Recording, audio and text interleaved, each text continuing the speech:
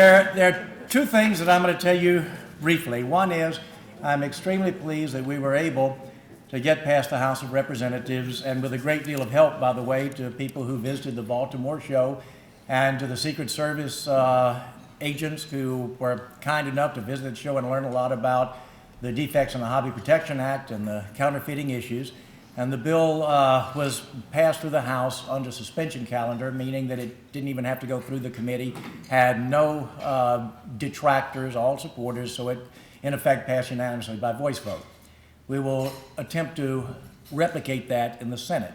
We'll use the exact same language, which once again has already been pre-cleared by Treasury, by Secret Service, by those who have an interest in it. The language was put together by people who also had a numismatic background and understood both the legislation from the past and the Hobby Protection Act and the need to strengthen it. So I won't burden you with that except to say that we hope to report early in the year that we will have done the same thing in the Senate we did in the House.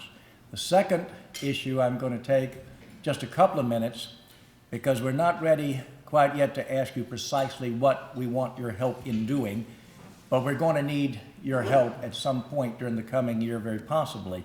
If you'll just rent the movie Wrath of the Titans, it will put you in the right mindset for what's going to happen regarding the interstate taxation of sales.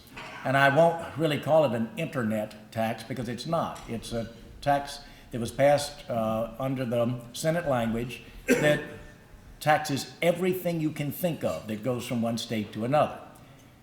So you have a Senate bill that exists that's awful. Last year, we did a white paper that got picked up by the committee staff in the House of Representatives off of the Committee on Judiciary, and that staff, for the first time, really realized the problems in the Senate bill. That resulted in Chairman Goodlatte of Virginia, who's chair of the committee in the House, putting down a minimum standards that he would require for any similar legislation coming out of the House. Quite frankly, those minimum standards look a lot like our white paper, and I believe set the table for the argument that if you're going to do something like this, then you better do it thoughtfully and you better prepare for the unintended consequences, the things that Julian's talking about, conventions, other things, and instances in which people have no idea that a taxable event has occurred, or you spend so much money collecting a tax that you'd be very frugal on part of your state's treasury to attempt to do something simple, not something so complicated nobody can figure it out. But here's the players. The United States Supreme Court in December denied writs on the appeal from the New York statute that's referred to as the Amazon tax because it is written in terms of responding to the presence of major entities. The New York statute, by having the writs denied by the Supreme Court, having been affirmed by the court in New York, therefore is valid and in place. The statute, interestingly enough, is compared to a statute in Illinois. The Illinois State Supreme Court struck down their so-called Amazon bill in a 6-1 vote. So a bunch of people that don't read got together and wrote newspaper articles saying, well, look, the court's in conflict. It didn't even accept this, and New York has a statute. Illinois was struck down by its state court, and they're not even appealing it. The reason is they're quite different, and that's why I say the wrath of the Titans. You've got 18 states that have 18 different versions of what they all call Amazon.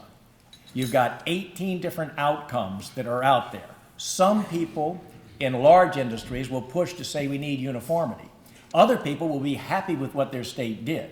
You'll have state legislators pushing, in some instances, for a federal answer because their own state statute is not going to be able to meet their own judicial review. You'll have others who say, this is just fine, this is exactly what we want. You have 5 states with no tax. That's one area of push. Then here comes Amazon. Amazon has managed to do something I always wanted to do. They're on both sides of the same lawsuit. I've always wanted to be able to figure out how to do that. Amazon had counsel that filed briefs in opposition to the New York statute, while at the same time endorsing both it and the federal statute in hearings before Congress, with their lawyers filing papers backing up all the reasons that it's good and should be upheld. I don't know who works for Amazon, but it's got to be the greatest, smartest law firm on the face of the earth because they've got this covered from every angle. The truth of the matter is, there's a great lawyer named Bill Broadhurst who was in my hometown. He used to have on the back of his desk a hand-woven expression that said, when something confuses you, follow the money. Amazon is interested in the sale of the software, the fact that they already manage collection for most major corporations in the country, including Walmart and others.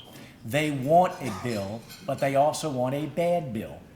They want a bill that brings all of you into it because they're going to sell all of you the software.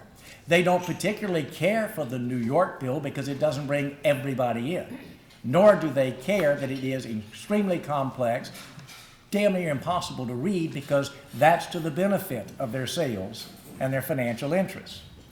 Then you will have other entities that left Illinois because they didn't like and could not intend to comply with the onerous Illinois requirements that brought everybody in.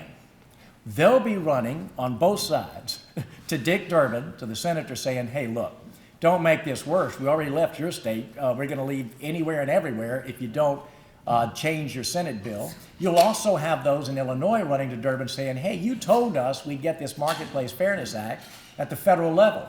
We passed what you wanted, and now the state struck it down. You owe us passing this and getting it through. And his answer is, well, I got it through the Senate. It's those guys in the House. And that's where the wrath of the Titans will arrive. You'll have Amazon on both sides. Everyone else picking one or the other, and the same state legislature will have some members. You'll have some governors that aren't with their state legislature. You'll have some governors that are with their state legislature. And at that point, when we see how this evolves, then we'll be coming to you, because at that point we'll know exactly what it is that we seek to do. Whether there will be a bill that can go forward or not, I have no idea. Right now, I'd bet no. I'd bet no because it's an election year, and because for the first time ever, because of, I think, the work that we've done in the House of Representatives, there's senators who just now realize what they voted for and are not at all happy to have something like that go forward without correction. There are House members who are in favor of an internet tax, having no idea what's in a bill, but Goodlatte, that chairman, pushing them into saying, here, these are the kind of things that need to be in it. And in an election year, I think they will leave it alone. I think that enough House members will tell the governor if he wants a bill, pass one. You've got a legislature, they've got a big building, they have a whole bunch of people, they meet. If you want one, pass it. New York passed one, it stood up. If you want one, take a look at New York, take a look at elsewhere, but you go to your constituents. You tell the people who elected you that you're going to pass a bill and see how happy they are with you. And if you're embraced and they hold parades, that's good. If they're not, then maybe you should reconsider. And that's what I think you're going to see Goodlatte do in his own Virginia legislature, and by implication, others. There are still 31 states that have done absolutely nothing on this issue. And therefore, some of you in those individual states, we'd like you to let us know anything and everything that's happening at your state level, not because it directly impacts us, but it indirectly does, with the feelings of your reps, your senators, and your federal representatives who are inclined to know what their state's doing and therefore might affect what they do at the federal level. That's really anything and everything that I want to report to you. I'm very pleased with the passage in the House of the One bill, and I believe that we have advanced gigantically. Look, a year ago today, you would not have found one senator and you would not have found 10 House members who would have known enough to be in opposition to what the Senate had just passed. To give you an idea of fighting that battle, one company, I think you can figure out who, spent more than $2 million a month lobbying that bill in the Senate side alone. But substance trumped the money. The fact that it was written so poorly ended up an ally, not the ally we'd like, but it's the ally that we had. And because they did not draft more adequately, we were able to have enough people stop and read. If we had been working on Obamacare, we probably would have an entire different world today. But nevertheless, that's where we are, and I'm pleased with the position we're in. And as the year goes on, you'll hear more from us on what we need you to do and why, and update you on exactly where this is going and in what direction and with what outlook. Thanks very much.